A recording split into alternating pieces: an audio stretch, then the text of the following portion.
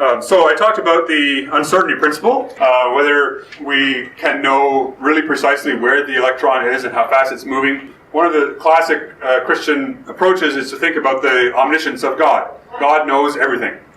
Right? And so we don't know where the electron is and how fast it's going with infinite precision. But surely God knows. And my thinking on this question has been formed largely by the work of Dick Taplow here.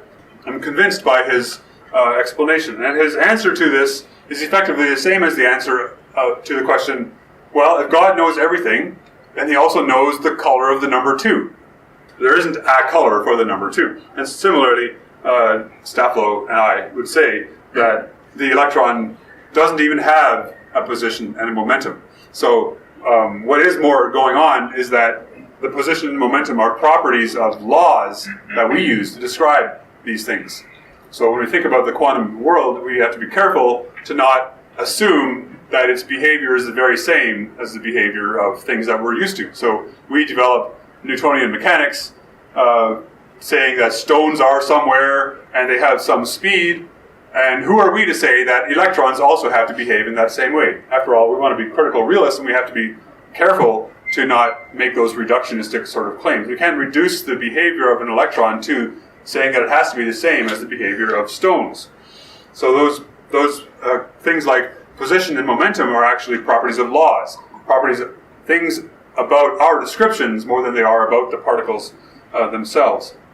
So this is an example of reductionism. So we're trying to describe an electron, which is really a physical interacting thing, as if it were simply something that we could give a number to and say, this is where you are, and this is how fast you're moving.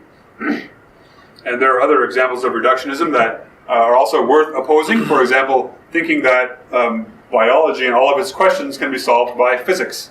Thinking that our tools in one discipline will totally explain the questions of another discipline. Those other disciplines actually exist, and they have their own methods and their own language and their own things that they describe. So just for a quick example, if we are studying human anatomy and thinking about the function of the heart, what does the heart do? Well, it does all kinds of things, but its purpose is to pump blood, right? And physics doesn't have the category of purpose. There's nothing in physics, none of the physics textbooks that I've ever read or any physics papers talk about purpose. It's not something that we discuss in physics. There aren't any tools and techniques in the field of physics for that. So we have to be careful to use the tools and techniques of a discipline for answering the questions of that discipline. And the same thing applies to even just using the tools and techniques of one scale and applying them to a smaller scale.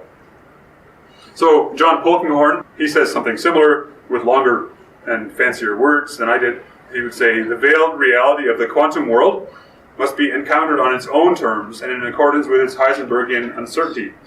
There's no universal epistemology. It would be epistemically disastrous to try to insist on the Newtonian clarity that we can often attain in the macroscopic world of everyday phenomena. So the point here is that we have to be critical realists and use the tools and techniques that are relevant to the things that we're trying to study and let those things present themselves to us, and we have to deal with them on their own terms.